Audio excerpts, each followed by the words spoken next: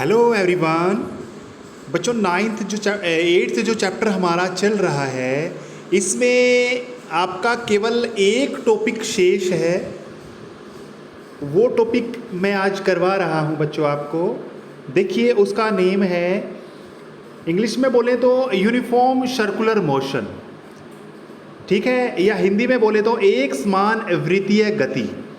मतलब कोई भी वस्तु है एक सीधी रेखा में न जा करके वो एक क्या कर रही है, एक सर्कल में चक्कर काट रही है। जैसे रेसर क्या करते हैं, जैसे कहीं फौज में जाते कहीं भी जाते हैं तो उनको जो ट्रैक मिलता है वो सर्कुलर मिलता है, यानी सर्कल के अंदर वो क्या करते हैं, रेस लगाते हैं, दौड़ लगाते हैं। तो यानी हम आज उस रास्ते के बारे में ही पढ़ेंगे। यूनिफॉर्म की बात हम कर रहे हैं। यूनिफॉर्म का मतलब है उसकी स्पीड जो है, उस रास्ते में जो स्पीड है बच्चों वो क्या रहती है, यूनिफॉर्म रहती है, एक जैसी रहती है।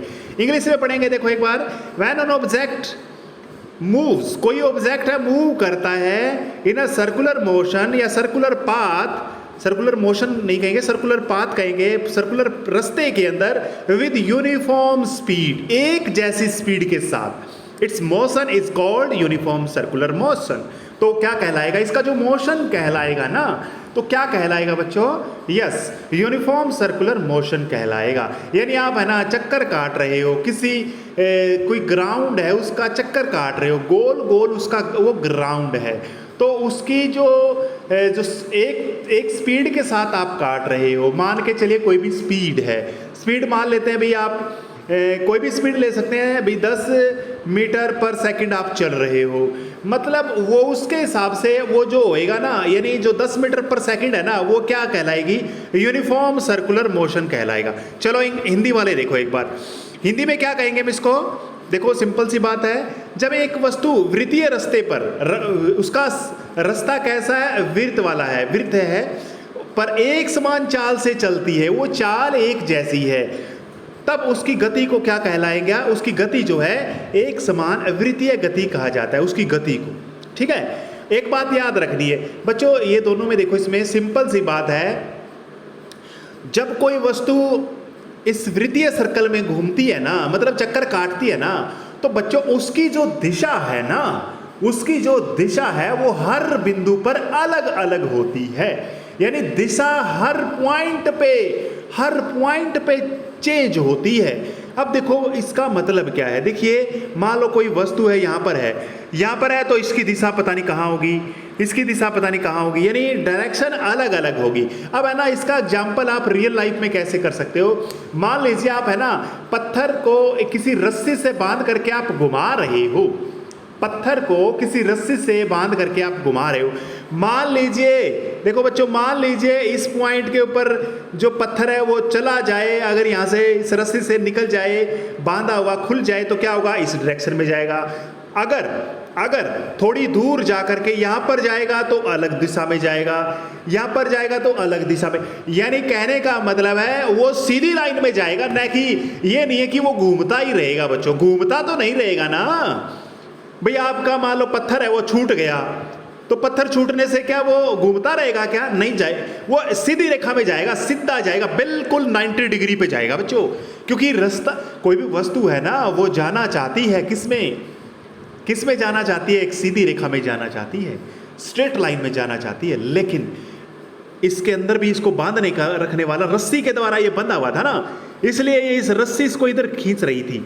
ठीक है, तो यानी एक बात याद रखनी है, मैं इसमें यही बताना चाहता हूं कि एक वृत्तीय जो मोशन होता है, सर्कुलर जो मोशन होता है, उसमें जो वस्तु की दिशा होती है वो हर पॉइंट पे चेंज होती है, हर बिंदु पे अलग अलग होती है, ये बात याद रखनी है।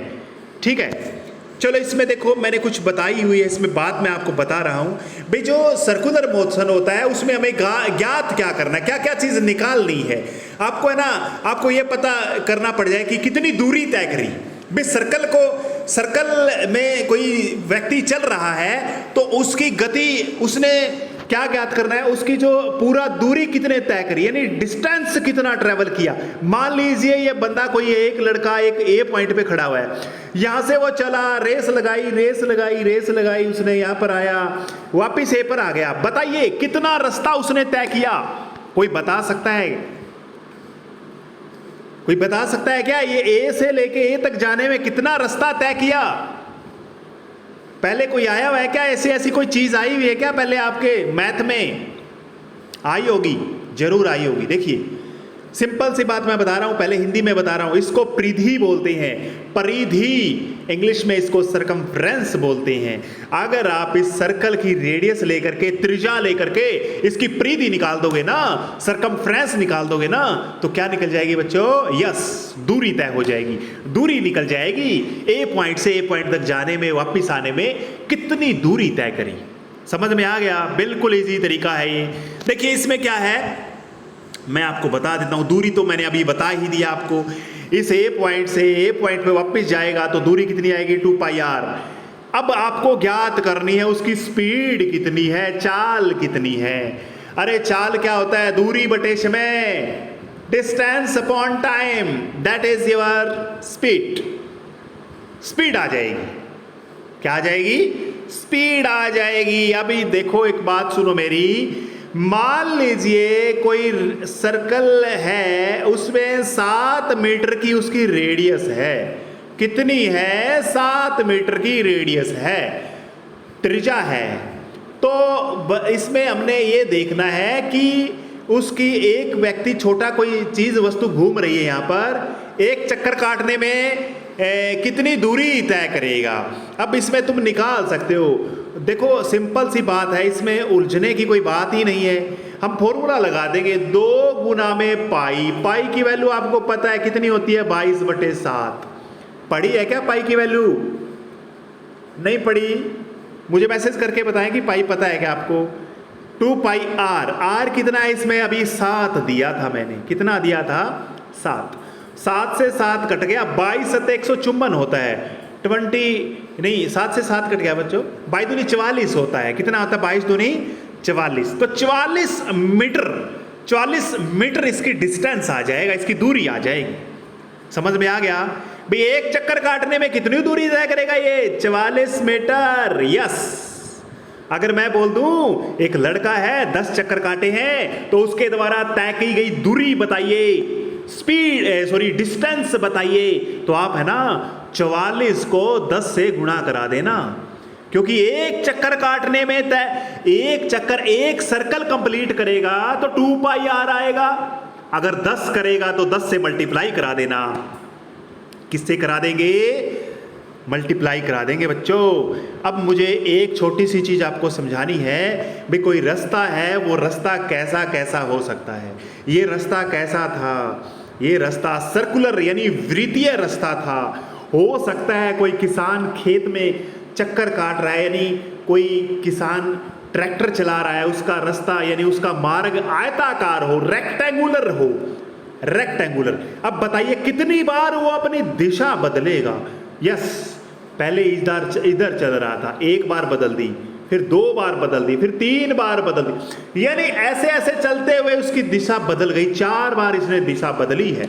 चक्कर काट रहा है ना, पहले बी ए पे बदलेगा, बी पे बदलेगा, सी पे बदलेगा, डी, यानी 4 बार अपनी दिशा बदलता है। सर्कुलर, रेक्टेंगुलर यानी कह सकते हैं, या फिर हिंदी में बोलते हैं आयताकार मार्ग होगा तो 4 बार दिशा बदलेगा।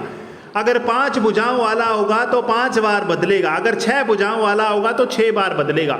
जितने भुजा उसमें होगी उतनी बार ही उसका रास्ता भी बदलेगा। बच्चों एक छोटी सी चीज और करवाना चाहता हूं मैं आपको। अगला पेज ले लेता हूं मैं, काम की चीज है आपके, बड़ी काम की चीज है वो। अगले पेज पे कराता हूं। देखिए, देखो बच्चों ब्लैक पेज ले लिया मैंने। इसमें देखिए सिंपल सी बात मैं बताऊंगा आपको। व्हाइट पेन ले लिया, व्हाइट मार्कर है। देखिए एक लड़का है, वो क्या कर रहा है? ए पॉइंट से चल रहा है। बच्चों ध्यान से सुनो मेरी बात। ए पॉइंट से चला और कोई था 144 मीटर त्रिज्या वाला, 144 मीटर त्रिज्या वाला एक वृत्तीय रास्ता है, सर्कुलर पाथ है, उसमें वो रेस लगा रहा है। क्या लगा रहा है? रेस लगा रहा है। समझ में आ गया? वो चक्कर काट रहा है। कोई गाड़ी हो सकती है, कोई लड़का हो सकता है, कोई भी चीज हो सकती है। 144 मीटर की त्रिज्या है उसकी, तो रास्ता निकालना है। अभी उसने कितना रास्ता तय किया, वो रास्ता तो तुम निकाल दोगे। 2 गुना पाई 22/7 होती है, गुना में यार कितना है 144, 7 से काट देंगे, 7 दूनी 14। चलो ऐसा ले लेते हैं जो 7 से 144 की जगह 140 कर देता हूं मैं बच्चों, आसानी हो जाएगी काटने में। तो कितना हो जाएगा, 7 दूनी 14, 20 पे कट गया, 22 दूनी 44 दूनी 88 होता है, 880 आंसर आ गया बच्चों। 140 ले लेना, काटने वाला ले लिया मैंने। तो 880 मीटर वो लंबा रास्ता तय करेगा। अगर उसकी 140 मीटर रेडियस त्रिज्या है तो अब मुझे तुम ये बता सकते हो बच्चों कि उसका डिस्प्लेसमेंट कितना आएगा, उसने कितना विस्थापन किया। ए बिंदु से चला था, ए बिंदु से चला था, दूसरे पेन से मैं बना रहा हूं, ऐसे चला ऐसे चला, चलता गया, दोबारा से ए पे आ गया। अरे मैं बता रहा हूं आपको, विस्थापन बताओ कितना है उसमें। यस, डिस्प्लेसमेंट बता सकते हो क्या तुम, कितना आएगा? कोई बता सकता है क्या कि कितना डिस्प्लेसमेंट आएगा? कितना आएगा डिस्प्लेसमेंट? डिस्टेंस और डिस्प्लेसमेंट में फर्क होता है बच्चों, विस्थापन और दूरी में फर्क होता है। देखो डिस्प्लेसमेंट होता है, क्या बताया था, विस्थापन होता है पहला बिंदु कहां पर है और आखिरी बिंदु कहां पर है, उन दोनों के बीच की दूरी। अरे ए पर चला था और ए पर ही आ गया तो 0 हो गई।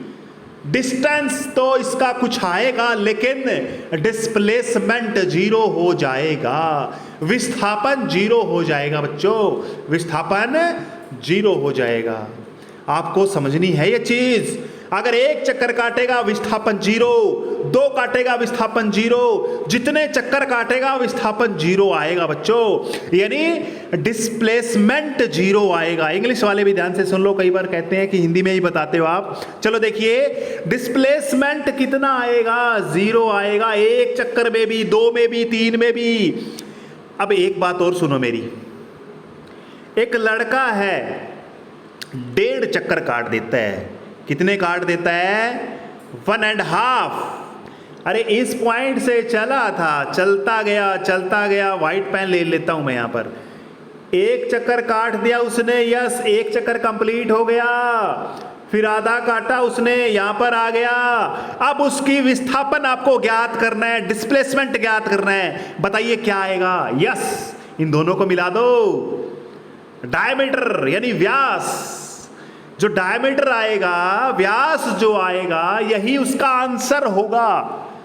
क्या होगा, व्यास। बच्चों ऐसे कुछ टेक्सचुअल क्वेश्चन इसमें बुक में दिए हुए हैं, आप उसको इजी तरीके से सोल्व कर सकते हो। मैंने स्पीड का भी फॉर्मूला आपको बता दिया है कि डिस्टेंस अपॉन टाइम होता है, डिवाइड में टाइम कर देना, ठीक है, यानी दूरी बटे समय कर देना।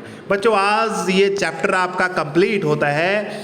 आपकी ये जो इस चैप्टर में कोई भी आपका इसमें कोई क्वेश्चन आपको इसमें कोई ऐसा समझ में नहीं आया, न्यूमेरिकल जो है आप मुझे सेंड कर सकते हो, मुझे कमेंट कर सकते हो। और बच्चों ये जो वीडियो मैं बना रहा हूँ ये यूट्यूब चैनल पे डाल रहा हूँ, जो भी बच्चे आपके आसपास हैं उनको उनके पास ये सेंड करो ताकि उनकी भी हेल्प हो सके, ठीक है।